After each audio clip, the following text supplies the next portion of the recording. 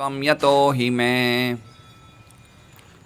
नानृतं न नहीं अनृतम झूठ तव तुम्हारा तत् वो च भी अपि जैसा तुमने कहा है यथा विषय में माम मेरे प्रब्रवीषि जिस तरह तुम कहते हो भो हे पुत्र अविज्ञाय बिना जाने परम परम मत्तः मुझसे परे एतावत जो कुछ कहा है त्वम तुमने यतः के कारण से ही निश्चय ही मैं मेरे विषय में। अनुवाद। तुमने मेरे विषय में जो कुछ कहा है वो असत्य नहीं है, क्योंकि जब तक कोई उन श्री भगवान के विषय में अवगत नहीं होता जो मुझसे परे परम सत्य रूप हैं, तब तक वो मेरे सशक्त कार्यकलापों से निश्चित रूप से मोहित होता रहेगा। ओम अज्ञानतिमिरान्धस्य ज्ञानाञ्जनशलाकया चक्षुरुन्मीलितं येन तस्मै श्रीगुरवे नमः। नाम श्रेष्ठमनुमपि शचीपुत्रमत्र स्वरूपं रूपं तस्याग्रजमुरुपुरीं मातुं गोष्ठवाटिं राधाकुण्डं गिरिवरम् अहो राधिका माधवाशां प्राप्तो यस्य प्रतितकृपया श्रीगुरुं तं नतोऽस्मि। वन्देऽहं श्रीगुरोः श्रीयुतः पदकमलं श्रीगुरून् वैष्णवांश्च श्रीरूपं सहग्रजातं सहगण रघुनाथान्वितं तं सजीवं साद्वैतं सावधूतं परिजनसहितं कृष्णचैतन्यदेवं श्री राधा कृष्ण पादान सहगण ललिता श्री विशाखान्वितांश्च गुरु वैष्णव भगवान तीने स्मरण विघ्न विनाशन नया सोय निजवांचित पूर्ण। हरे कृष्णा कृष्णा कृष्णा हरे हरे हरे राम राम राम हरे हरे। लक्ष्मी नरसिंह प्रभु नहीं है।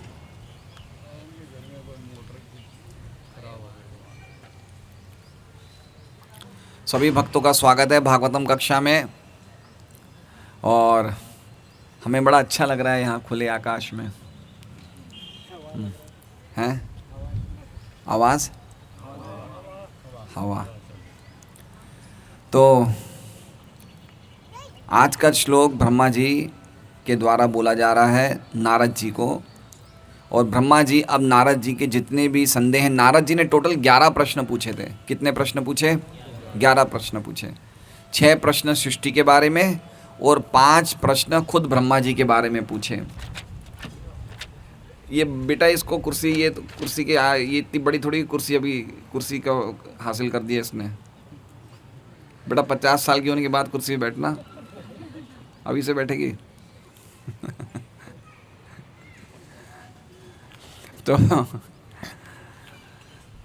तो 5 प्रश्न ब्रह्मा जी के बारे में पूछे। हम सब प्रश्न को पढ़ चुके हैं, बार बार सुन चुके हैं। इससे पहले वाले श्लोक में ब्रह्मा जी ने नारद जी को बड़ा अप्रिशिएट किया, बड़ी उनकी तारीफ करी, और क्या कहा? बेटा मेरे वत्स, मेरे बछड़े जैसे बेटे, तुमने मेरे पे बहुत बड़ी क्या करी है? करुणा करी है, और मेरे साथ सभी लोगों पे करुणा करी है। क्यों? क्योंकि तुमने ये जो भी जिज्ञासाएं करी है, वो जिज्ञासाओं का जवाब देने के समय में मुझे श्री कृष्ण के भगवान के पराक्रम के दर्शन में मैं बारीकी से झांकने का मुझे अवसर प्राप्त होता है, इसलिए तुमने बहुत बड़ी करुणा करी है। तो करुणा का अर्थ हमने क्या समझा था कल? करुणा किसे कहते हैं? जो हमें श्री कृष्ण की स्मृति करवाए, वो सबसे बड़ी करुणा है। या जो हमें कृष्ण भावनामृत का ज्ञान दे, जो हमें कृष्ण भक्त बनाए, जो हमें कृष्ण के बारे में बताए, वो सबसे बड़ी करुणा है। तो क्या लोगों को कपड़े देना, दवाई देना, भूखे को रोटी खिलाना ही करुणा नहीं है? ये क्या है? क्या है ये? ये एक राजा के धर्म है जो राजा को करना चाहिए, ड्यूटी है, लेकिन करुणा नहीं है। करुणा क्या है? कोई भूले भटके जीव को भगवान तक पहुंचाना, वो करुणा है ना? तो करुणा समझना चाहिए करुणा का अर्थ क्या है। और अलग अलग शब्दों से नारद जी का गुणानुवर्णन किया था कि आप सौम्य हैं। देखिए आप बोल रहे हैं, आज भी जो शब्द ना भो, भो मतलब क्या कह रहे हैं, हे पुत्र। मतलब हमारा जो वैदिक हमारा क्या कहते हैं, एटिकेट, वैदिक कल्चर, जो हमारी वैदिक सभ्यता है, जो संस्कृति है, हर एक के बीच में आदर से बात करने का तरीका होता है। जैसे शिव जी भी अपनी पत्नी को क्या बोलते हैं, पार्वती जी को क्या बोलते हैं, हे देवी, है ना। इसलिए पुरुषों को अपनी पत्नियों को नाम से नहीं बोलना चाहिए, है ना, और ना ही पत्नियों को पुरुषों को नाम से बोलना चाहिए। दीक्षित नाम से नहीं बोल सकते, प्रभु बोल सकते हैं, हाँ माताएं दीक्षित नाम से बोल सकते हैं, लेकिन हाँ वो भी आप से या तुम से, तू तो बिल्कुल नहीं। ज़्यादातर मैं सुनता हूँ पति अपने पत्नी को तू बोलते हैं, तू कटे क्यों नहीं आई, तो तू नहीं बोलना चाहिए। यहाँ पे देख रहे हैं पिताजी अपने बेटे से कैसे बात कर रहे हैं। तो ये बहुत ही सिस्टमेटिक सिस्टम है। हमें देखिए भक्ति में आने के बाद हमारी मर्यादा, हमारी जो वैदिक संस्कृति है उसे सीखना चाहिए। कैसे किससे बात करनी चाहिए, किस तरीके से आपस में हमारे संवाद होने चाहिए, ये बहुत बड़ा, इसमें गहरी बातें हैं ये सब। तो ये सब बातें ब्रह्मा जी ने कल करी, नारद जी को बड़ा उन्होंने कॉन्ग्रेचुलेट किया, बहुत बधाई दी कि तुमने बहुत सुंदर क्या कहते हैं प्रश्न पूछे। आज के श्लोक से नारद जी के धीरे धीरे धीरे वो डाउट दूर करने का शुरू कर देंगे। तो सबसे पहले वो क्या कह रहे हैं, नानृतम तव तच्चापि यथा माम प्रब्रवीषि भो। नानृतम, नान रितम मतलब सच बोलना, रितम होता है ना, रितम मतलब सच बोलना। एक गीता जी में एक श्लोक भी है कि जो आप सब कुछ बोल रहे मैं सच मानता हूँ। क्या श्लोक है वो, 14वां अध्याय का है ना, 10वें अध्याय का, सर्वम एतद् ऋतम मन्ये। आप जो भी है जो कुछ भी अर्जुन बोलते हैं भगवान को, आप जो कुछ भी बोल रहे हो वो मैं सब कुछ सच मान रहा हूँ। तो ऋतम का मतलब समझ गए क्या होता है, ऋतम का अर्थ सच बोलना। इसमें कह रहे हैं अनृतम, अनृतम मतलब असत्य बोलना, और अनृतम के आगे क्या लगा दिया, ना। तो मतलब क्या हो गया कि तुम्हारी भाषा असत्य नहीं है। ये बोलने का तरीका क्या है, इसका मतलब ये तुम्हारी भाषा सत्य भी नहीं है। समझ गए, तुम जो बोल रहे हो वो सत्य नहीं है लेकिन असत्य भी नहीं है। ये तरीका है बात समझाने का ब्रह्मा जी को। क्या आपने जो बोला वो असत्य नहीं है लेकिन सत्य भी नहीं है। जैसे मान लीजिए कि अभी कोई यहाँ पे कोई ठेकेदार काम कर रहा है शेड का, और कोई नया, और वो ही सब कुछ संभाल रहा है। तो कोई नया व्यक्ति आए और वो बाहर से राह चलता व्यक्ति देखता है कि उसे क्या लगे कि ये ठेकेदार ही इस जगह का मालिक है, बोले आप ही सब कुछ करते धरता आप ही हो, तो क्या बोलेगा, उसकी बात तो गलत नहीं है, कोई ना कोई तो मालिक है, लेकिन वो मालिक है वो गलत है। तो समझ रहे हैं बात को। उसी प्रकार से नारद जी को क्या बोल रहे हैं ब्रह्मा जी, तव तच्चापि नानृतम तव तच्चापि, आपकी बातें असत्य नहीं हैं। तव मतलब आपकी, तच चापी मतलब जो कुछ भी आपने मुझे बताया वो आपकी बातें असत्य नहीं है। यथा माम प्रब्रवीषि भो, जिस प्रकार तुमने मुझे प्रब्रवीषि भो, प्रब्रवीषि मतलब ईश्वर के रूप में मुझे कहा, मतलब ईश्वर के रूप में मुझे माना, वो सब तुम्हारी जो बातें हैं वो गलत नहीं है। भो मतलब हे मेरे प्रिय पुत्र। क्यों गलत नहीं है, तो कह रहे हैं अविज्ञाय परम मत्त। अविज्ञाय मतलब जानकारी नहीं होना या ज्ञान नहीं होना, किसके बारे में, परम के बारे में। परम मतलब भगवान के बारे में। जब कोई व्यक्ति को भगवान के बारे में ज्ञान नहीं होता है तो वो व्यक्ति कुछ ना कुछ बोलता है, वो अज्ञानता में बोलता है, लेकिन इसका मतलब ये नहीं कि वो झूठ बोल रहा है। समझ रहे बात को। तो कह रहे अविज्ञाय परम मत्त, मत्त मतलब मेरे से परे उन भगवान का ज्ञान नहीं होने पे, एतावत त्वम यतो ही में, एतावत, एतावत का मतलब जो कुछ भी आपने कहा, त्वम आपने, यतो ही में, यतो मतलब उसी कारण से आपने मुझे कह दिया। मतलब समझ रहे हैं इस बात का, इस श्लोक का अर्थ क्या हो गया। इस श्लोक का ये अर्थ हो गया है कि चूंकि हे नारद, तुम्हें भगवान जो मेरे से परे हैं, जो मेरे से परे परम भगवान है, उनका ज्ञान नहीं था, इसलिए तुमने जो कुछ भी बोला वो तुमने भगवान के बारे में तुमने मुझे समझ के बोल दिया। इसलिए तुम्हारी बात सत्य तो नहीं है लेकिन असत्य भी नहीं है। समझ रहे बात को? जैसे नारद जी ने कहा कि क्या आपने अकेले नहीं पूरी दुनिया बनाई, तो बात गलत नहीं है। अकेला एक ही व्यक्ति तो बना रहा है जगत, जगत बनाने वाले बहुत सारे एक ही हैं, एक ही हैं। बात तो गलत नहीं की, बात तो सही करी, लेकिन आपने मुझे समझ लिया बनाने वाला, वो गलत कर दी। समझ रहे बात को किस तरह से? देखिए ये भागवतम की जो भाषा है इतनी मीठी है कि अगर हम, प्रभुपाद बोलते हैं कि भागवतम लोग कैसे 7 दिन की कथा में पूरी कर सकते हैं, एक शब्द समझने में हमारा पूरा जीवन निकल जाएगा। ये भागवतम की भाषा है, कोई सामान्य ग्रंथ नहीं है। ये वेदों का सार है, उपनिषदों का सार है, पुराणों का निचोड़ है, गायत्री मंत्र का निचोड़ है, ओमकार का निचोड़ है। सब कुछ भागवतम में आ गया, सब कुछ भागवतम में समझा दिया हमें, वेदांत सूत्र पूरा समझा दिया। तो भागवतम समझाने का तरीका देखिए, और ब्रह्मा जी किस प्रकार से बोल रहे हैं नारद जी को, तो समझ गए। देखिए हम अनुवाद अगर वापस पढ़ेंगे तो हम ये श्लोकों को और अच्छी तरह समझ जाएंगे। तो अनुवाद एक बार हम पढ़ते हैं। तुमने मेरे विषय में जो कुछ कहा है वो असत्य नहीं है। असत्य नहीं है का अर्थ क्या हो गया? वो ये भी तो बोल सकते हैं ना, तुमने मेरे बारे में जो कुछ कहा पूरा सत्य है, बोलते वही है। देखिए असत्य मतलब झूठ, नहीं मतलब झूठ नहीं है, मतलब सत्य ही हुआ ना। लेकिन बोलने का तरीका कैसा है कि असत्य नहीं है लेकिन ढंग से सत्य भी नहीं बोला है। समझ रहे हैं बात को? ये तरीका है बोलने का। जैसे मान लीजिए कि अगर कोई व्यक्ति रेलवे स्टेशन पे खड़ा है प्लेटफॉर्म पे, और रात को वो ट्रेन को आते हुए देख रहा है, तो ट्रेन को देखने से पहले वो क्या देखता है? लाइट देखता है। तो ट्रेन क्या लाइट है क्या? नहीं है। लेकिन उसका देखना भी गलत तो नहीं है ना। पहले पहले क्या दिखता है? लाइट ही दिखती है। लेकिन जब वो आगे आती है तो देखता है ट्रेन भी है, इसमें कुछ यात्री भी है, और सीट के लिए झगड़ा भी कर रहे हैं कि ये मेरी सीट है। सब देखते हैं। समझ रहे बात को? तो इसलिए कहने का मतलब है कि अज्ञानता में जो कुछ भी तुमने मुझे बोला ना, कैसे बोला है? अज्ञानता में बोला है। इसलिए तुम्हारी बातें गलत नहीं है लेकिन सत्य भी नहीं है।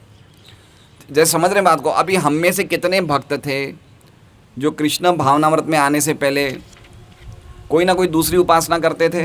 करते नहीं थे? करते थे। कोई निराकार को मानते थे, कोई किसी और को मानते थे, कोई किसी को ही नहीं मानते थे। तो हो सकता था कि वो ये सब करते होंगे अज्ञानता में, लेकिन अब उन्होंने जब जान लिया तो भक्ति में आ गए ना। लेकिन जो जानने के बाद नहीं है वो गलत है। समझ रहे बात को? अगर कोई चीज़ अज्ञानता में बोल दी जाए ठीक है, वो गलत है। लेकिन अगर कोई व्यक्ति जान रहा है और जान के गड़बड़ काम करे, वो सही नहीं है। ये बोलना चाहते हैं। देखिए यहाँ पे एक बात समझिए, सबसे बड़ी बात समझने की क्या है कि इतने से विषय में कितनी बड़ी चर्चा हो रही है। क्या विषय है? क्या विषय है? कि भगवान कौन है, परम कौन है ना। कोई भी सामान्य व्यक्ति को भगवान मानना और भगवान को सामान्य मानना, इससे बढ़कर अपराध जगत में कोई नहीं है। इसलिए तो इतनी चर्चा हो रही है। सामान्य व्यक्ति को क्या मान जाना? भगवान, और भगवान को क्या मानना? सामान्य। इससे बढ़कर अपराध कोई जगत में नहीं है। इसलिए तो इस बात पे कितनी चर्चा हो रही है। और आजकल इस बात पे कोई जोरी, भाई तू किसको माने, तू काम से काम रखना, भाई तू किसको ही माने, तेरे घर में 2 करेगा। लेकिन ये बात सही नहीं है। ये देखिए कितनी बड़ी बात चर्चा हो रही है। एक सामान्य व्यक्ति को, ब्रह्मा जैसे व्यक्ति को, ब्रह्मा के पास क्या शक्ति नहीं है, लेकिन वो भी इस श्लोक में मान रहे हैं कि मेरे से बढ़कर कोई है। अविज्ञाय परम मत्त, मेरे से बढ़कर भी कोई है ना। कितनी बड़ी बात बता रहे हैं।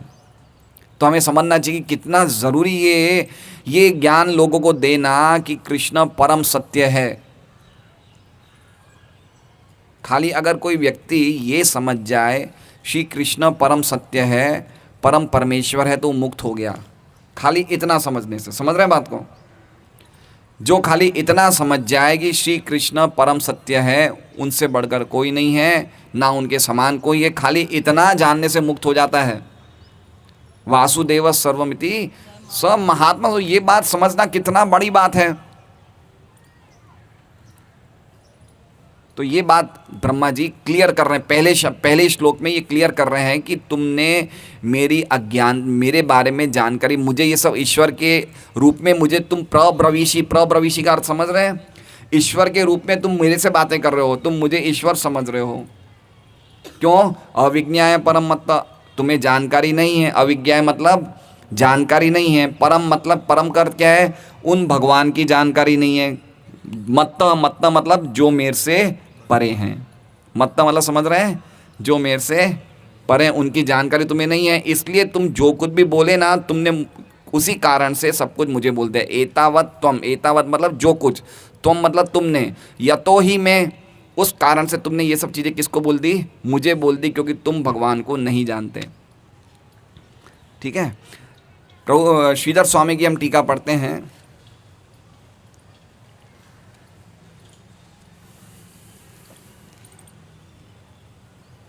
तमेज भगवान, अच्छा तुम ही भगवान हो, एकला ज प्राणी मात्राનું सर्जन करो। एकले ही, आप अकेले ही प्राणी मात्र का सर्जन कर रहे हैं। ये सब श्लोक 4 में ये सब आदि बातें कहने में आई, आपके द्वारा ही सर्जन हुआ है।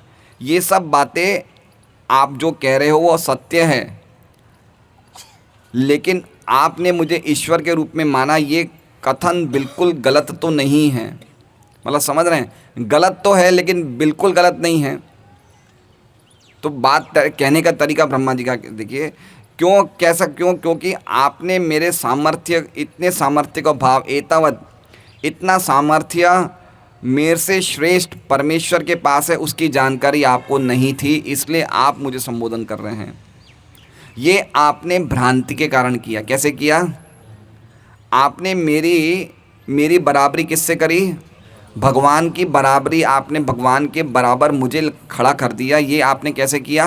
भ्रांति से किया, जानबूझ के नहीं किया। समझ रहे हैं?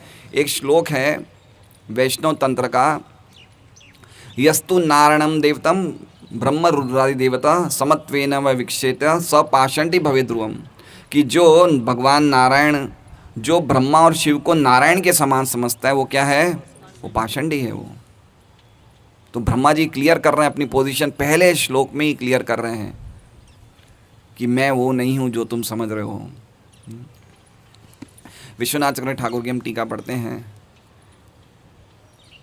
मेरे प्यारे बेटे भो, ये गलत नहीं है जब तुम ऐसा कहते हो कि मैंने अकेले ही सभी जीवों को बनाया। एकः सृजसि भूतानि, क्योंकि अगर किसी को मेरे में और भगवान में अंतर नहीं पता चलेगा तो वो मुझे ही भगवान समझ बैठेगा। किसी को मेरे में मतलब ब्रह्मा, मेरे में और भगवान में अंतर समझ में नहीं आएगा तो क्या समझेगा? वो मुझे ही भगवान समझ लेगा। आगे कह रहे हैं, तुमने भगवान जो कि परम और मत्ता यानी कि मैं, मेरे में तुम बराबर भेद नहीं कर पाए, इसलिए तुमने जो कुछ भी कहा वो तुमने मुझे मान लिया। यद्यपि तुम सब कुछ जानने वाले हो। क्या कह रहे हैं ब्रह्मा जी नारद जी को? क्या कह रहे हैं? यद्यपि तुम कौन हो? सर्वज्ञ हो। नारद जी सर्वज्ञ हैं, और तुम ऐसे सामान्य व्यक्ति की तरह क्यों बोल रहे हैं? उनको शिक्षित करने के लिए। समझ रहे हैं बात को? नारद जी सर्वज्ञ हैं नहीं हैं? नारद जी किनके शिष्य हैं, किनके गुरु हैं पता है? बड़े बड़े लोगों के गुरु हैं नारद जी। वेद व्यास जी हैं, ध्रुव है, नारद है, प्रहलाद महाराज है, कितने बड़े बड़े लोगों के गुरु हैं। तो क्या वो जानते नहीं कि कृष्ण भगवान हैं? जानते हैं। तो ऐसा क्यों कर रहे हैं? सामान्य व्यक्ति की तरह क्यों बोल रहे हैं?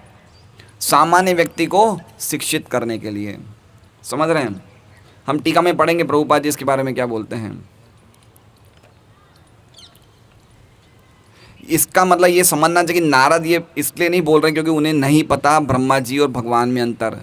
ये सोचना ब्रह्मा जी के लिए गलत होगा कि नारद जी अज्ञानता में हैं। नारद जी भली भांति जानते हैं कि भगवान कौन है, लेकिन ये शिक्षित करने के लिए वो इस प्रकार के प्रश्न पूछ रहे हैं। अब हम टीका पढ़ते हैं। प्रभुपाद जी की टीका बड़ी है।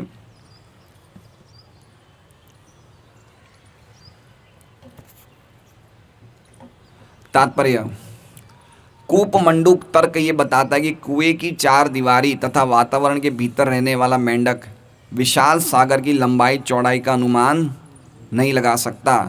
ऐसे मेंढक को यदि विशाल सागर की लंबाई चौड़ाई बताई जाए तो पहले तो वो विश्वास ही नहीं करेगा कि ऐसा समुद्र हो सकता है, और यदि कोई उसे आश्वस्त कर भी दे कि ऐसा समुद्र सचमुच होता है तो वो मेंढक अपने पेट को फुलाकर कल्पना से उससे मापने का प्रयास करता है, जिससे उसका छोटा सा पेट फट जाता है और वो बेचारा वास्तविक समुद्र का अनुभव किए बिना ही। ये प्रभुपाद ने बहुत जगह ये मेंढक फिलॉसफी की, फ्रॉग फिलॉसफी की कथा सुनाई है। एक डॉक्टर फ्रॉग थे। कौन थे? डॉक्टर थे। कौन थे? मेंढक। वो जीवन उन्होंने कहाँ बिताया? उन्होंने कुएं में ही जीवन बताया। उन्होंने कुएं के बाहर कभी वो गए नहीं। उनको लगता है जो कुछ भी है ये कुएं ही है, पूरा जगत ये कुआं ही है। उनके एक और दोस्त उनके टपक जाते हैं कुएं में। तो ये जो डॉक्टर मेंढक थे, इन्होंने पूछा, भाई कहाँ से आ रहे हो? बोले मैं तो हिंद महासागर से आ रहा हूँ। बोले ये क्या होता है? बोले हिंद महासागर तुम्हें नहीं पता? बोले क्या होता है ये? बोले ये इतना बड़ा जलाशय होता है कि इसमें जल की कोई भी लिमिट नहीं है, इतना जल होता है। बोले पागल हो गए तुम? डॉक्टर फ्रॉग क्या बोले? तुम बिल्कुल पागल हो गए हो, तुम्हें नहीं पता है कि ये जो कुएं में जो जल है यही सब कुछ है। बोले नहीं नहीं नहीं, तुम्हें गलत फहमी हुई है। ऐसा जल है जो दिखता ही दिखता है, उसकी कोई अंत ही नहीं है। तो फिर ये जो डॉक्टर मेंढक थे बोलते हैं, अच्छा बताओ इस कुएं से भी बड़ा है? अरे बोले क्या तुम कुएं की बात कर रहे हो, उसको तो कोई नाप नहीं सकता है। बोले अच्छा देखो मैं फूल के बताता हूँ, मैंने इतना पेट फुला दिया, इससे बड़ा है वो कुआं, इससे बड़ा जलकश है। अरे बोले तुम क्या बातें करो? बोले नहीं मैं और फुलाता हूँ। और फुलाया तो देखा कि धीरे धीरे फुलाते फुलाते उसका पेट फट जाता है, वो मर जाता है। समझ रहे बात को? तो प्रभुपाद ये क्या बोल रहे हैं कि ऐसे बहुत से भौतिक विज्ञानी हैं जो अपनी सीमित बुद्धि से भगवान को मापना चाहते हैं। जो चीज़ असीमित होगी हमारी सीमित बुद्धि में कैसे आ सकती है? आ सकती है। एक श्लोक देखा है आपने? अतः श्री कृष्ण नामादि न भवेद ग्राम इंद्रिय सेवोन्मुखे जीवादो स्वयं एवं स्मृत्यत, कि भगवान के नाम रूप गुण लीला जो कुछ भी है वो हम अपनी जड़ इंद्रियों से उनको समझ नहीं सकते, लेकिन सेवोन्मुखे ही जीवादो। लेकिन जब हम सेवा उन्मुख बनेंगे, कैसे बनेंगे? सेवा उन्मुख। देखिए आज मुझे इतना अच्छा लगा कि भक्त लोग सुबह 5 सवा 5 बजे यहाँ पे आना शुरू हो गए। कितनी बजे? 4 बजे। वो अच्छा ये बताइए, जो भक्तों ने यहाँ सेवा करी उनको कैसा लगा? हैं? बहुत अच्छा लगे हो? रोज आशोगे? देखिए बहुत अच्छा लगा भक्तों को, है ना? सुबह आके यहाँ पे सबने मिलके भोग बनाया, हम सब भक्तों के लिए प्रसाद भगवान को भोग लगाया। इससे बढ़कर क्या बात है बताइए? अच्छा देखिए थे शास्त्र में माता जी था 8 ही घर बना लो एक, हैं? नंद किशोर भी थे। चलो बहुत अच्छा। सेवोन्मुखे ही जीवादो, भगवान को। अरे भाई मेरी बात समझिए, भगवान के बाद में सृष्टि हुई या भगवान के पहले सृष्टि हुई? जो हमारा बुद्धि दिमाग बना वो भगवान के बाद बना या पहले बन गया? तो जो चीज़ बाद में बनी उससे भगवान को कैसे समझा जा सकता है? समझिए बात को। जो चीज़ बाद में बनी उसको भगवान वो चीज़ कैसे भगवान के बारे में समझ सकती है? नहीं समझ सकती है। इसलिए क्या कह रहे हैं? सेवोन्मुखे। जब कोई जीवात्मा सेवोन्मुख होता है, और कैसे होता है? जीव के द्वारा। जीवादो, जीव आदो, आदो मतलब जीव और दूसरी इंद्रियों के द्वारा जब उसकी सेवा करने की भावना जागृत होती है तब भगवान स्वयं एवं स्फुरति, भगवान खुद ही दर्शन दे देते हैं। ठीक है, जैसे मान लीजिए अभी सूर्यदेव अभी बिल्डिंग के नीचे हैं, अभी हम सोचें कि सूर्यदेव तुम मेरे कहने पे जल्दी बाहर आ जाओ, आएंगे? वो अपने टाइम से ही आएंगे। उसी प्रकार से भगवान प्रसन्न होके ही दर्शन देंगे, हम फोर्स नहीं कर सकते हैं। लेकिन कैसे होगा? सेवोन्मुखे ही जीवादो। तो जीव मतलब हरे कृष्णा कृष्णा कृष्णा हरे हरे, हरे राम राम राम हरे हरे। सबसे ज़्यादा एनर्जी किस में जाती है महेंद्र जी? बोलने में। किस में जाती है? बोलने में। इसलिए तो हमारे भक्तों को सुबह 9 बजे खूब भूख लगती है खुल के। सुबह 4 बजे से मेंढक की तरह टर टर टर करते हैं। टर टर नहीं करते, ये हरे कृष्ण महामंत्र का जप करते हैं, 16 माला करते हैं। देखिए जो व्यक्ति टर टर करेगा ना, जैसे मेंढक ने क्या किया? टर टर किया। टर टर मतलब समझ रहे हैं? जो कृष्ण चर्चा नहीं करते, जिनके कृष्ण जीवा पे कृष्ण नाम नहीं होता है, वो टर टर करते हैं। और कौन खा जाता है उन्हें? सांप खा जाता है। उसी प्रकार से प्रभुपाद लिखते हैं उपदेशामृत में कि जो व्यक्ति कृष्ण कथा बोलता है, कृष्ण नाम लेता है, उसको मृत्यु के पंजे में वो नहीं आ सकता है। इसलिए जीवा इतनी कीमती है, जीवा से बहुत एनर्जी जाती है। इसलिए जीवा में हमेशा कृष्ण नाम रहना चाहिए, कृष्ण कथा रहनी चाहिए, कृष्ण की चर्चा रहनी चाहिए। यारे देखो तारे कहो कृष्ण उपदेश। इसलिए बता रहे हैं प्रभुपाद जी, उदाहरण क्यों दे रहे हैं कि भौतिक विज्ञानी भी भगवान की अचिंत्य शक्ति को अपने मेंढक शरीर के मस्तिष्क से तथा अपनी वैज्ञानिक उपलब्धियों के द्वारा मापकर चुनौती देना चाहते हैं, किंतु अंत में वे विफल होकर मेंढक की मौत। मतलब कहने लगे इतने बड़े बड़े तथाकथित वैज्ञानिक हुए जिनके खूब नाम थे, लेकिन वो बोलते थे गॉड इज़ डेड, कोई भगवान नहीं है। हम आगे सबको अमर बना देंगे, आगे ऐसी हम लोग कोई ना कोई उपलब्धि करेंगे जिससे जीव का मनुष्य क्या हो जाएगा? अमर हो जाएगा। तो इस प्रकार के नए नए तथाकथित उपलब्धियों की बात करते हैं, लेकिन उपलब्धियों के साथ साथ वो भगवान को जाने बिना ही, जैसे मेंढक बिना कुएं से निकले ही मर गया, उसी प्रकार से जितने भी वैज्ञानिक हैं वो भगवान को जाने बिना ही टर टर टर करके मर जाते हैं। इसलिए उदाहरण दे रहे हैं। तो ये पहला उदाहरण किसके लिए है? ये तात्पर्य का जो पहला पैराग्राफ है किसके लिए है? ये उन समझदार लोगों के लिए हैं जो बड़े समझदार होते हैं लेकिन भगवान को स्वीकार नहीं करते हैं। वो ये नहीं स्वीकार कर सकते कि एक व्यक्ति से कैसे पूरा ब्रह्मांड निकल सकता है। समझ रहे हैं बात को? एक व्यक्ति से पूरा ब्रह्मांड कैसे निकल सकता है, ये स्वीकार करना आसान है, मुश्किल है। ये मुश्किल है। ये हम लोग क्यों स्वीकार कर रहे हैं? क्योंकि हम गीता भागवत पढ़ रहे हैं। बाकी हर एक व्यक्ति स्वीकार नहीं कर सकता कि एक व्यक्ति पूरे ब्रह्मांड को बना सकता है, सभी जीवों को बना सकता है। एक ही व्यक्ति है वो, तो इसलिए वो एक व्यक्ति कैसे कर सकता है? इसका मतलब वो निराकार है, कोई निराकार शक्ति चला रही है जगत को, है ना। कुछ लोग होते हैं जो बोलते हैं आप शिव के बारे में क्यों बोलते हो? कृष्ण शिव सब बराबर है, कृष्णा विष्णु ब्रह्मा विष्णु में सब बराबर है। कोई किसी को ऊपर मत बोलो, किसी को नीचे नहीं मत बोलो। आप कृष्ण की ही क्यों गुणगान करते हो?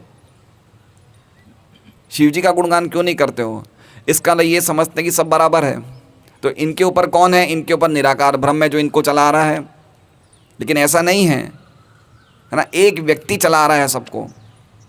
ये बात मानना मुश्किल है। इसलिए ये मेंढक का उदाहरण और साइंटिस्ट का उदाहरण क्यों दिया कि दिमाग तो बहुत होता है इन लोग में, लेकिन ये इस बात को मानने को तैयार नहीं। जैसे मेंढक ये तैयार नहीं है मानने को कि इतना बड़ा जलाशय हो सकता है, इसलिए साइंटिस्ट भी मानने को तैयार नहीं है कि एक व्यक्ति से पूरा जगत निकल रहा है। इसलिए ये उदाहरण दिया है। तो पहला पैराग्राफ किसके लिए है? वो समझदार व्यक्ति हैं, तथाकथित, है ना। गीता जी में कौन सा श्लोक है? नमाम दुष्कृतुण प्रपद्यन्ते नरदम माया अपरत ज्ञाना। किसी व्यक्तियों की बुद्धि माया के द्वारा हर ली गई होती। होते बड़े समझदार हैं, बातें बड़ी समझदारी की करते हैं, लेकिन बात को मानने को तैयार नहीं है ना। उदाहरण मोची और ब्राह्मण का, है ना। मोची ने जब सुना कि भगवान सुई के छेद में से हाथी को निकाल रहे तो सुन के बड़ा खुश हुआ कि इस सुई के छेद से हाथी को निकाल रहे, मेरे भगवान बड़े महान है, कुछ भी कर सकते हैं। लेकिन जब वो तथाकथित ब्राह्मण ने सुना तो मानने को तैयार नहीं, बोले ऐसे कैसे हो सकता है। ठीक है, तो जरूरी नहीं कि व्यक्ति को बड़ा बुद्धिमान होना है भगवान को सीखने के लिए। दीने रे अधिक दया करे भगवान, कुलीन पंडित धनित बड़ो अभिमान। जो व्यक्ति दीन होता है, जो विनम्र होता है, उस पर विशेष दया करते हैं भगवान। जो अपने आप को कुलीन मानते हैं, पंडित मानते, धनी मानते हैं, उनके अभिमान में ही वो हो जाते हैं, पूरे हो जाते हैं। तो पहला पैराग्राफ समझदार लोगों के लिए जिनकी बुद्धि भगवान में नहीं लगती। दूसरा पैराग्राफ सामान्य व्यक्तियों के लिए जो किसी को भी भगवान मान लेते हैं। देखिए पढ़ते हैं, कभी कभी भौतिक दृष्टि से शक्तिशाली व्यक्ति को ईश्वर के वास्तविक ज्ञान के अभाव में ईश्वर या ईश्वर का अवतार, कभी कभी हमने सुना है कि मैंने मेरे गुरु के फोटो में से राख निकलते हुए देखी। क्या निकली? मेरे गुरु में के तस्वीर में से क्या निकली? राख निकली। या आज हमारी इस मूर्ति ने दूध पी लिया। समझ रहे बात को? पॉइंट कहने का ये है कि कोई कोई व्यक्ति, सामान्य व्यक्ति जब कोई बड़ा चमत्कार देखता है तो चमत्कार को क्या कर देता है? नमस्कार कर देता है। यही भगवान है। सही बात है नहीं है? होता है ऐसा, देख रहे हैं हम, बहुत होता है। एक हमारे मंगलाचरण में प्रार्थना है, अनंत कोटि वैष्णव वृंद की जय। तो इस जगत में वैष्णव कितने हैं? अनंत हैं। और मूर्ख कितने हैं? वो भी अनंत हैं। मूर्ख कितने हैं? होलसेल में भरे में। ऐसी आप तो जब हम प्रचार करेंगे, घूमेंगे, तब पता चलेगा कैसे कैसे मूर्ख हैं जो हिटलर को भी भगवान मानते हैं, रजनीकांत को भगवान मानते हैं, सिगरेट छूटी नहीं अगले से, है ना। कोई अमिताभ बच्चन को भगवान मानते हैं। किसी ने अमिताभ बच्चन का मंदिर बनाया। समझ रहे बात को? क्यों? क्योंकि उनको लगता है इनके हाथ में कुछ चमत्कार है, इसलिए सामान्य व्यक्ति को भगवान की तरह पूछते हैं। वही चीज़ बता रहे हैं। ये लोग, ये कौन होते हैं? सामान्य व्यक्ति। उनको लगता है ये व्यक्ति में कुछ चमत्कार है, ये हमारे गुरुजी हैं, ये कुछ वो क्या कहते हैं, सोना बना देते हैं, इसलिए भगवान है। हैं जी?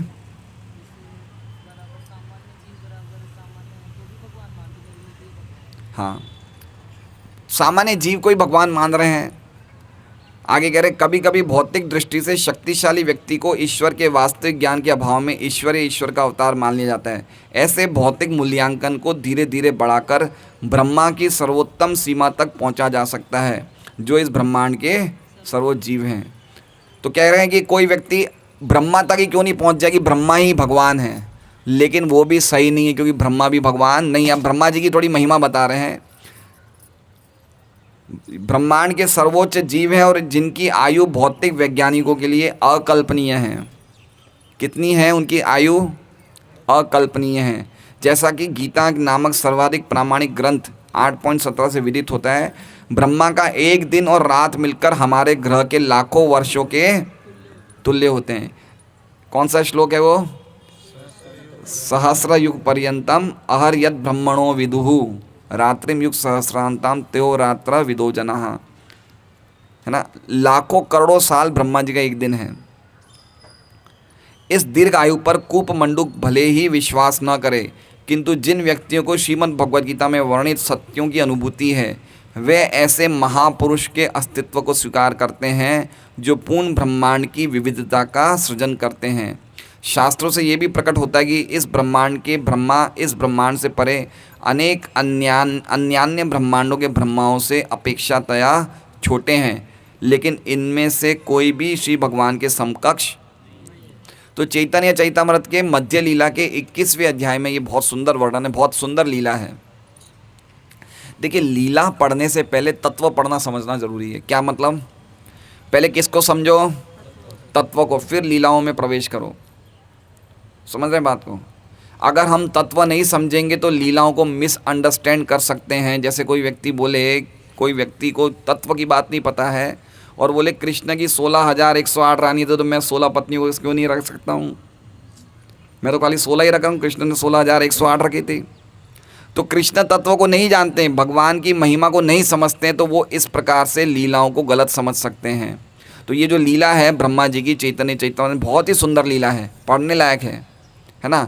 ब्रह्मा जी भगवान को द्वारका में मिलने जाते हैं और वहाँ पे देखते हैं कि मैं अकेला ब्रह्मा नहीं हूँ, हजारों ब्रह्मा हैं। किसी के 4 मुख हैं, किसी के 10 मुख हैं, किसी के 100 मुख हैं।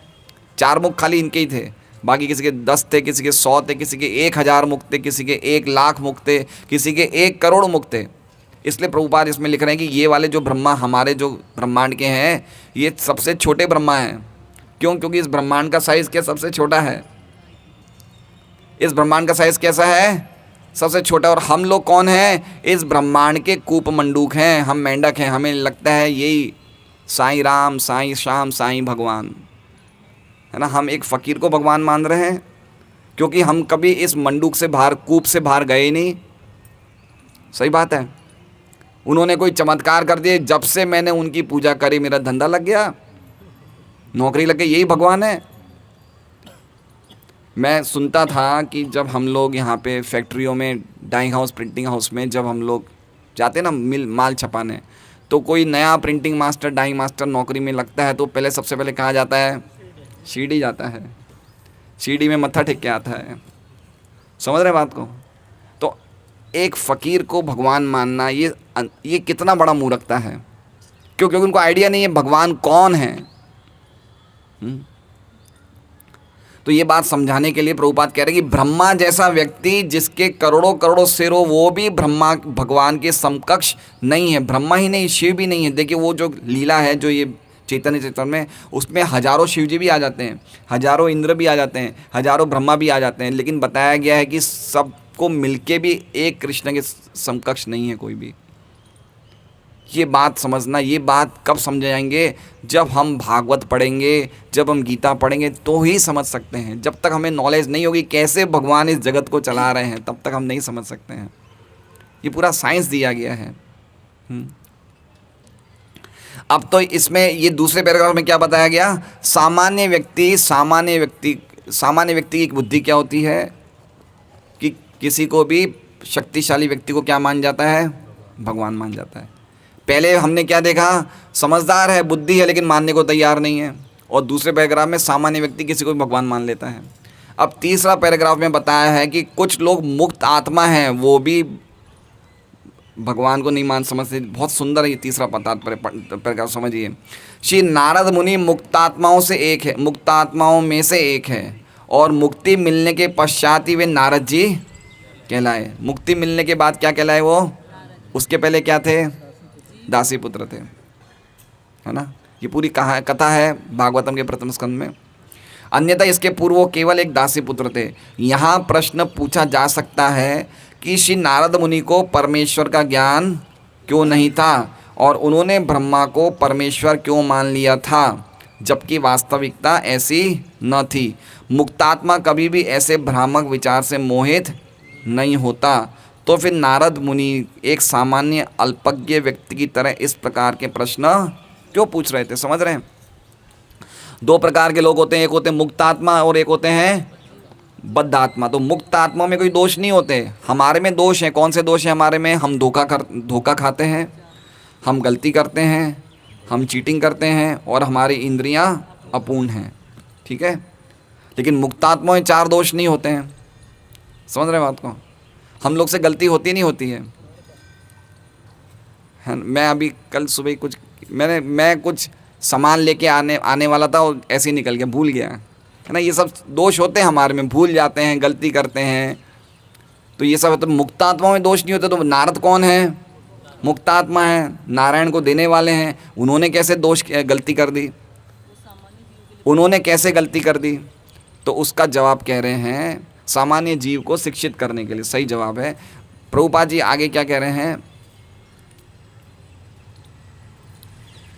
आप लोग समझ रहे नहीं समझ रहे हैं? कुछ नहीं, थोड़ा टाइम तो लगेगा, बात सही है, लेकिन जो अभी बोला जा रहा है वो समझ रहे हैं? कौन लोग नहीं समझ रहा? हाथ खड़ा करें। समझ रहे हैं सब? बहुत अच्छी बात है। हैं? हाँ, नहीं, अच्छा है। अगर हम समझें तो बहुत बड़ी बात है ये। व्यक्ति दुखी पता है क्यों होता है? अज्ञानता के कारण। अज्ञानता ही दुख का कारण है। अगर हमें पता चल जाए कि भगवान कैसे इस जगत को चला रहे हैं, तो हमें कोई दुख होगा ही नहीं, हम सदैव आनंद में रहेंगे। बस इसी अज्ञानता के कारण ही तो हम परेशान हैं। तो कह रहे हैं ऐसा ही मोह अर्जुन को भी हुआ था, यद्यपि वे भगवान के नित्य सखा थे। अर्जुन या श्री नारद मुनि जैसा मोह श्री भगवान की इच्छा से ही उत्पन्न होता है, जिससे कि अन्य अमुक बद्ध व्यक्ति भी श्री भगवान की वास्तविक सत्य तथा ज्ञान की अनुभूति प्राप्त कर सके। समझ रहे हैं? जवाब मिल गया। अर्जुन को भी मोहित हुआ था। कहाँ पे हुआ था अर्जुन मोहित? कुरुक्षेत्र के युद्ध के टाइम पे क्या कह रहा था कि मैं कैसे युद्ध करूंगा, ये मेरे दादा हैं, ये मेरे गुरु हैं, ये मेरे भाई हैं, इनको मार के मुझे पाप लगेगा। तो अर्जुन कैसी बातें कर रहा था कि वो देहात्म बुद्धि में वो समझता है मैं ये शरीर हूँ, ये शरीर संबंधित रिश्तेदार मेरे खुद के हैं। तो अर्जुन को ऐसी मोह में किसने डाला? भगवान ने। नारद जी को ये मोह में किसने डाला? भगवान ने। क्यों क्यों डाला? हम लोगों के लिए। किसके लिए डाला? अच्छा मेरी बात सुनिए, क्या हमारे में ऐसी योग्यता है कि हम सीधा भगवान के पास जाएं और टक टक करें गेट को, क्या आप हमें ज्ञान दो? क्या हंसदूर प्रभु कल सुबह जाएं वैकुंठ में बोले आप मुझे ज्ञान दीजिए, तो भगवान कैसे बोलेंगे सामान्य व्यक्ति को? सामान्य व्यक्ति को बोलेंगे कैसे? क्या भक्तों के द्वारा ही बोलना पड़ेगा ना, हमारी तो कोई योग्यता है नहीं। तो अल्टीमेटली बोला कैसे जाएगा? ज्ञान भी देना है, हमारा कल्याण भी होना है, और हम खुद जा नहीं सकते। हम तो तारक मेहता तक जा सकते हैं और कहाँ जाएंगे? हमारा समझिए हमारा लेवल क्या है, हम लोग सब कुएं के मेंढक हैं, कहाँ तक जाएंगे? तो जब तक भगवान अपने भक्तों को चुन के हमें संदेश नहीं भेजेंगे हमें पता ही नहीं चलेगा, है ना। भगवान क्या है? परम ब्रह्म परम धाम पवित्रम परम पवित्र हैं। तो कहने का तात्पर्य इनके द्वारा भगवान ज्ञान देते हैं हमें। ये महान भक्तों को मोह में डालते हैं, ये मोह में नहीं है, लेकिन भगवान अपनी खुद की अंतरंगा शक्ति से इनको मुंह में डालते हैं, जिसके द्वारा, जैसे परीक्षित महाराज के द्वारा गले में सांप लटकवा दिया। परीक्षित महाराज को सांप लटकने वाले थे क्या? जो परीक्षित महाराज ने 7 दिन तक जल नहीं पिया, भोजन नहीं खाया, 7 दिन तक लगातार कथा सुनी, वो क्या एक बड़े ऋषि के गले में सांप डाल देंगे खाली पानी के प्यास के चक्कर में? नहीं हो सकता ना ऐसा। तो भगवान ने क्यों करवाया? क्योंकि परीक्षित महाराज के द्वारा हम सबको क्या सुनवाना चाहते थे? श्रीमद् भागवतम सुनवाना चाहते। तो ये भगवान की अलग अलग लीलाएं हैं।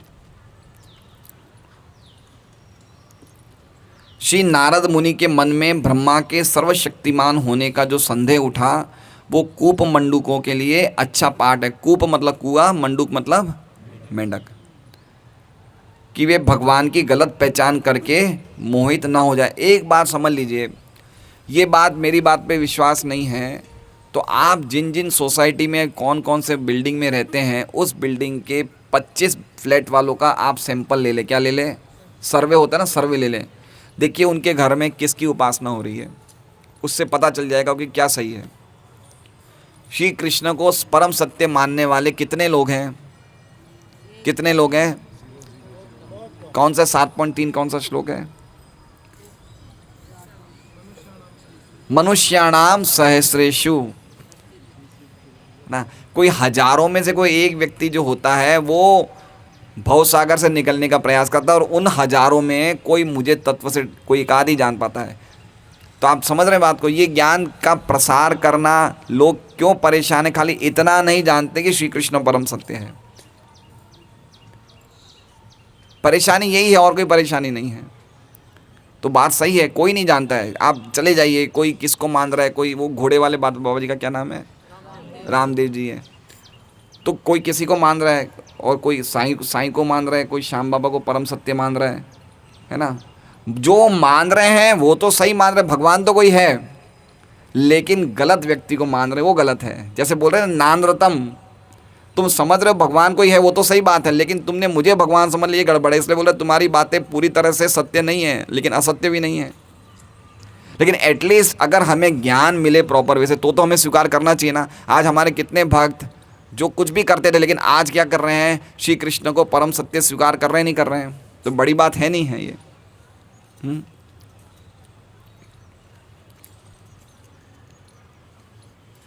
यहाँ तक कि ब्रह्मा जैसे महापुरुष की से तुलना करके, और उनकी तो कोई बात ही नहीं, जो शुद्र मानव अपने आप को ईश्वर या ईश्वर का अवतार कहते हैं। तो कोई भी आजकल कोई बहुत सारे गुरु हैं जिनके शिष्य उन गुरु को भगवान समझते हैं।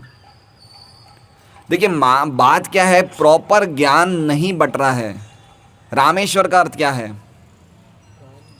रामेश्वर है ना, धाम है ना, रामेश्वर धाम। रामेश्वर का अर्थ क्या है बताइए राधिकेश प्रभु? रामेश्वर नाम का अर्थ बता दीजिए खाली। रामेश्वर, राम के ईश्वर, बताइए धर्म सुनो। रामेश्वर किसका नाम है ये बताइए? राम का नाम है, शिव जी का नाम है? देखिए हमारे अब ये बात भी क्लियर नहीं है। रामेश्वर, राम जिनके ईश्वर हैं, तो नाम किनका है? शिव जी का है ये। लेकिन नाम क्या है? राम जिनके ईश्वर हैं। और ज़्यादातर लोग क्या बोलते हैं? राम के ईश्वर, राम के ईश्वर रामेश्वर। तो हुआ ना गलत, सोचना गलत हुआ नहीं हुआ? तो कहने का तात्पर्य प्रभुपाद इतना जोर क्यों देते कि व्यक्तियों को ग्रंथ पढ़ना चाहिए, गीता भागवत पढ़ना चाहिए, लोगों को प्रॉपर नॉलेज मिलना चाहिए, है ना? ये बात की कमी है। लोग समझते हैं कि राम ने शिव की पूजा करी, राम शिव बड़े हैं, ये तो जनरल बातें हैं, है ना? तो कृष्ण ने नंद महाराज की चप्पल उठाई तो नंद महाराज बड़े हैं, ऐसा नहीं है। तो ऐसे तो हम नहीं समझ सकते परम सत्य को।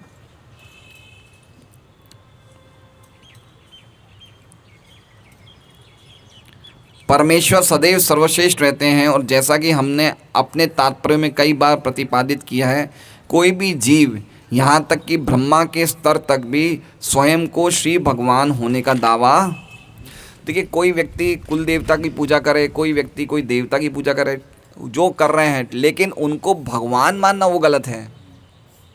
वो गलत है कि यही भगवान है, वो गलत है। भगवान की तरह पूछना ये बहुत बड़ा गलत काम है ये।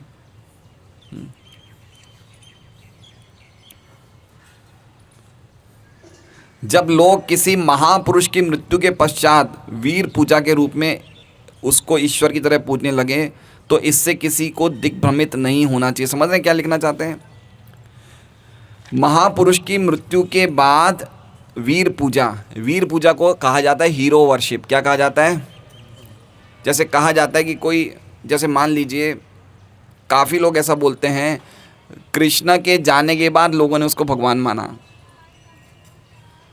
हम जैसे किसी को बोलते हैं कि भाई साईं को भगवान क्यों मान रहे हो? बोले साईं के मरने के बाद वो फेमस हुए, साईं के जाने के बाद वो फेमस हुए ना। तो ऐसे कृष्ण के अवतार के बाद कृष्ण फेमस हुए। इसे क्या बोलते हैं? वीर पूजा। वीर पूजा मतलब समझ रहे हैं? व्यक्ति को भगवान कब माना जाता है? वो जब शरीर छोड़ देता है, उसके बाद उसकी महानता को देखते हुए उसे भगवान माना जाता है। तो ऐसे भी वीर पूजा चल रही है। समझ रहे हैं बाद में? बाबा अम्बेडकर के अनुयायी उन्हें भगवान मानते हैं, है ना? वो हम भगवान है। वीर पूजा हुई नहीं हुई? उस व्यक्ति के मृत्यु के बाद उसको भगवान मानना।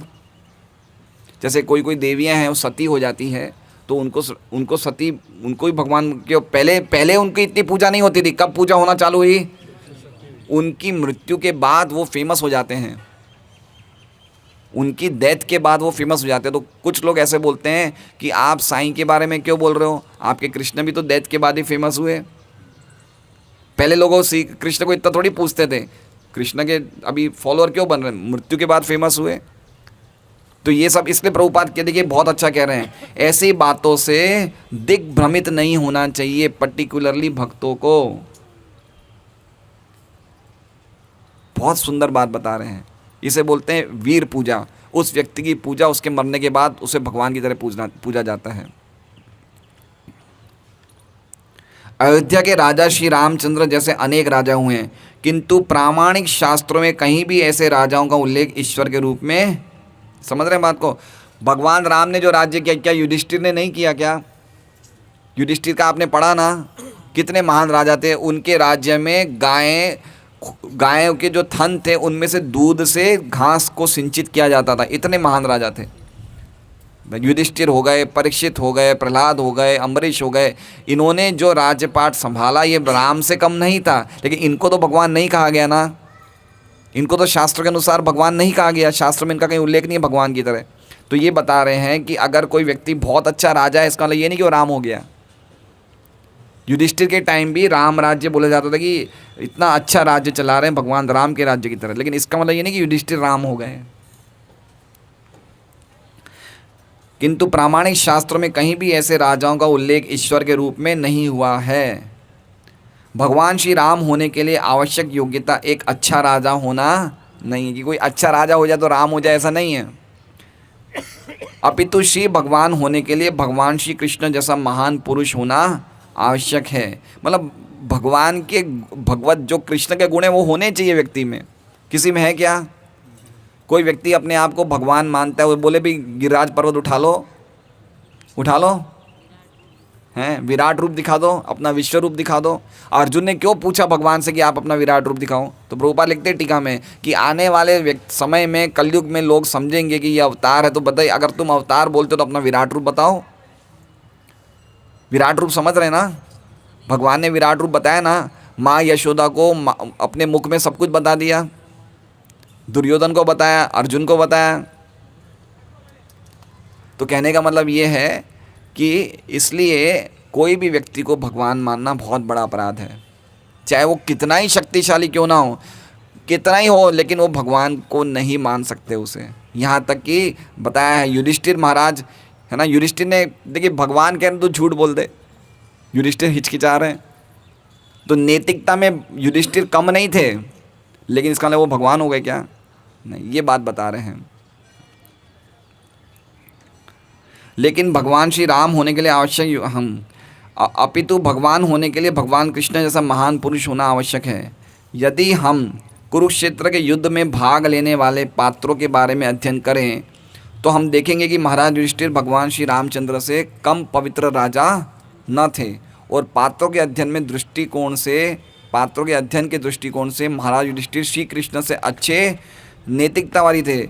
भगवान श्री कृष्ण ने महाराज युधिष्ठिर से झूठ बोलने के लिए कहा, किंतु महाराज युधिष्ठिर ने इसका प्रतिरोध किया। लेकिन इसका अर्थ ये नहीं है कि महाराज युधिष्ठिर भगवान श्री रामचंद्र या भगवान श्री कृष्ण के तुल्य थे। कितनी सिंपल बात बताई है ना? कितनी सिंपल बात बताई है। कोई व्यक्तियों के मन में होता है, वो अंदर ही, देखिए ये बात समझिए, हम सबके हृदय में एक भावना है, क्या? हम भगवान है, ये हमारे सबके हृदय में एक भावना है। हम भी चाहते कि कोई हमारी बड़ाई करे, कोई हमें अच्छा बोले, हम कोई गलत काम नहीं करना चाहते, हम कुछ नहीं करना चाहते, हम बिल्कुल अच्छे रहना चाहते। ये क्यों भावना है? क्योंकि मन ही मन कहीं क्या सोच रहे हैं, हम भगवान होना चाहते हैं। ये खाली भक्तों के हृदय में बात निकल जाती है। बाकी सामान्य व्यक्ति जो बहुत अच्छे काम करता है, वो मन ही मन क्या सोचता है, कहीं ना कहीं मैं कुछ भगवान जैसा काम कर रहा हूँ, मैं किसी से गलत नहीं करूँगा, है ना? लेकिन ये कोई मापदंड नहीं है भगवान का।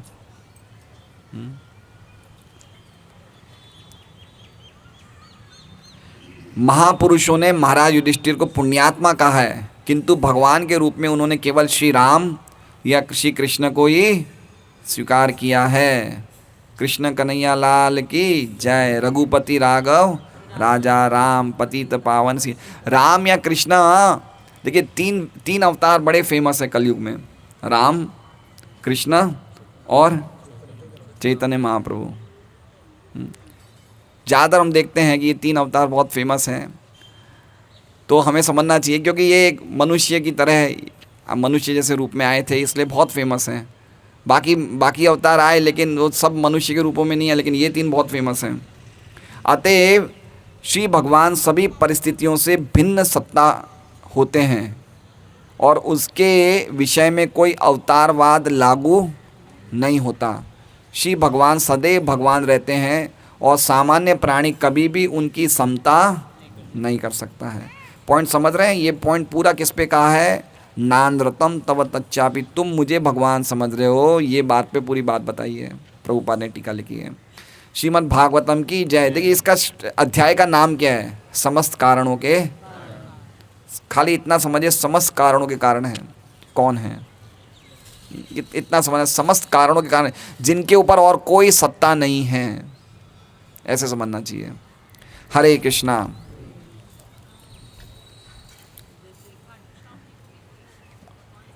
हाँ, खाटू श्याम जी भी हैं और है, लेकिन शास्त्र में उल्लेख नहीं है। जैसा शास्त्र में लिखना चाहिए हमें स्वीकार करना चाहिए। यह शास्त्र विधि मुत्सज्जे वर्तते काम कारत न स सिद्धिम अवापनोति न सुखम न पराम गतिम। जो शास्त्र की बात नहीं मानता उसको ना तो सिद्धि मिलेगी, ना सुख मिलेगा, ना परम गति मिलेगी। हमारा आधार क्या है? शास्त्र है, गीता है, भागवत है। कलयुग में वेदों का ज्ञान इन दो ग्रंथों से प्राप्त होता है। कौन से दो ग्रंथ हैं? भगवत गीता और श्रीमद् भागवतम। अगर ये शास्त्र में लिखा है हम वो मानते हैं। शास्त्र में क्या लिखा हुआ है? गीता जी में बोलते हैं भगवान, अहम सर्वस्य प्रभो मत्तः परतरम नान्यत्, मेरे से बढ़कर और कोई सत्य नहीं है। हम इस बात को मानते हैं क्योंकि गीता में लिखा है।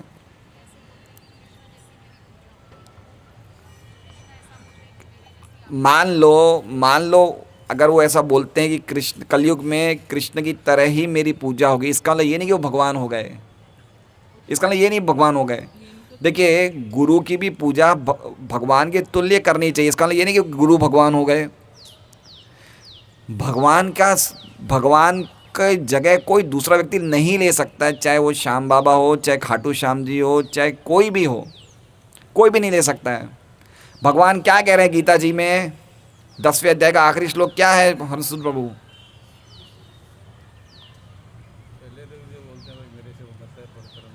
10वें अध्याय का आखिरी श्लोक बोलो सत्यराज। धीर कृष्ण प्रभु। अथवा बहुनेतेन किम ज्ञाते जनतमाद में विष्टभ्याम इदम कृष्णम एकांशेन स्थितो जगत। ये तुम मेरे बारे में और कितना सुनोगे है अर्जुन, मैं तो इतना बोल दूँ कि पूरा जगत मेरे खाली एक अंश से चल रहा है। खाली महाविष्णु में जो परमात्मा रूप में खाली पूरा जगत चल रहा है, मेरे बारे में और कितना समझोगे? समझ रहे हैं? तो भगवान की महिमा समझनी है तो सबसे पहले विष्णु सहस्त्र नाम का पाठ करो। किसका? विष्णु सहस्त्र नाम। विष्णु के 1000 नामों में देखिए भगवान का ऐश्वर्य, भगवान ईश्वर क्यों हैं, ऐसे ऐसे नाम है भगवान के। विश्व, क्या क्या नाम है भगवान के, अलग अलग नाम है, जिससे भगवान की महिमा। पराशर भट्ट, रामानुचार्य के शिष्य महाराज ने भी विष्णु सहस्त्र नाम में 1000 नामों की व्याख्या करी है। समझिए, राधा कुंज बिहारी जानने से पहले विष्णु सहस्त्र नाम पढ़ लीजिए तो राधा कुंज बिहारी को समझ पाएंगे। कुंज बिहारी पता है कौन है? कृष्णा। कहाँ रहते हैं? कुंजों में छुपे हुए रहते हैं, जंगलों में। लेकिन उनको जानने से पहले विष्णु सहस्त्र नाम पढ़ लेना तो कुंज बिहारी को जान पाओगे। राधा माधव को जानने से पहले कैसे भगवान विष्णु रूप में पूरे जगत को चला रहे हैं। एकांशेन स्थितो जगत, खाली मेरे एक अंश से पूरे जगत को चला रहा हूँ मैं। तो एक अंश कौन है? विष्णु। विष्णु सहस्त्र नाम में भगवान के कितने नाम हैं? 1000 नहीं, अनंत नाम है। लेकिन हम गिरे हुए जीवों के लिए, कूप मंडूकों के लिए 1000 नाम दिए। भाई 1000 नाम तो समझो, कितने नाम समझो? 1000 नाम समझोगे तो आप उस दिन आप कृष्ण के प्रेमी भक्त बन जाओगे। कितने नाम सुने हमने आज तक? कितने नाम सुने? प्रयास करिए, नियम बना लीजिए कि रोज मैं विष्णु सहस्त्र नाम में एक नाम के बारे में सुनूंगा। 3 साल में हमारे 1000 नाम हो जाएंगे विष्णु के। तो हमें पता चलेगा भगवान कृष्ण कितनी महिमा है ना? अद्भुत है। हरे कृष्णा।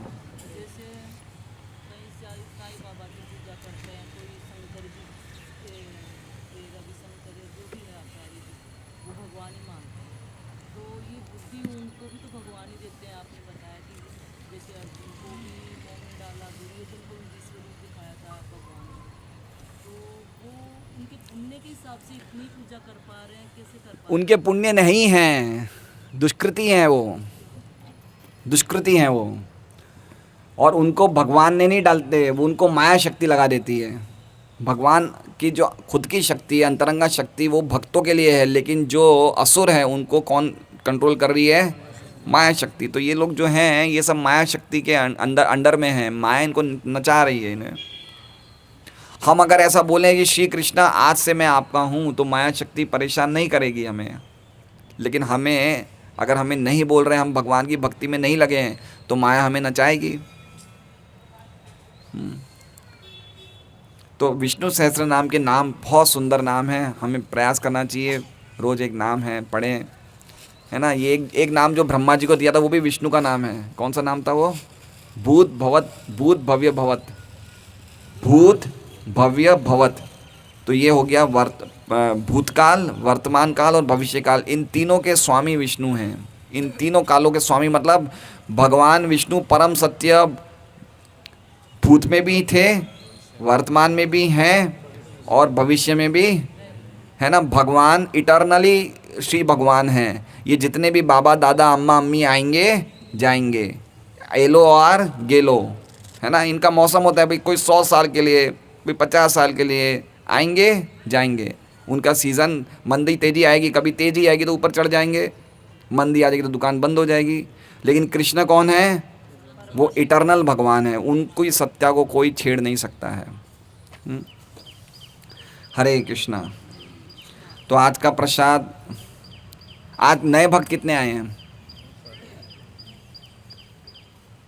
नए भक्त, आपका शुभ नाम? हरे कृष्णा कृष्णा कृष्णा हरे हरे, हरे राम राम राम हरे हरे। आज हमारा एक और प्रोग्राम है शाम को 4 बजे सूर्य हेरिटेज में, वेसू में। तो वहाँ भी प्रसाद रहेगा, तो सभी भक्तों को निमंत्रण देने अवश्य है, मैं ग्रुप में डाल दूंगा। तो वहीं पे हम लोग जैसे अभी भागवत पे चर्चा करी, वहाँ पे हम गीता पे चर्चा करेंगे। तो हो सके तो ज़रूर आइए और वहाँ पे सत्संग का लाभ लीजिए। ज़्यादा दूर नहीं है, आप पहुँच जाएंगे थोड़े ही समय में। और आज का प्रसाद उर्मिला माता जी की, गुरु गौर दामोदर प्रभु की तरफ से है। आपकी माता जी की तरफ से उर्मिला माता जी, क्या नाम है उनका? हैं राधा देवी काबरा। तो उर्मिला माता जी की तरफ से आज का प्रसाद प्रीति भोज प्रसाद है, राधा देवी काबरा माता जी की तरफ से। तो वो भी, उनके लिए भी हम एक बार महामंत्र की, वो भी भक्ति में लगे रहें, उनके लिए हम लोग महामंत्र का उच्चारण करेंगे। हरे कृष्णा कृष्णा कृष्णा हरे हरे, हरे राम राम राम हरे। ये बोलने से बारिश आ जाएगी, ये यज्ञ है। संकीर्तन यज्ञ से क्या आ जाएगी? तो हम चाहते कुछ समय नहीं आए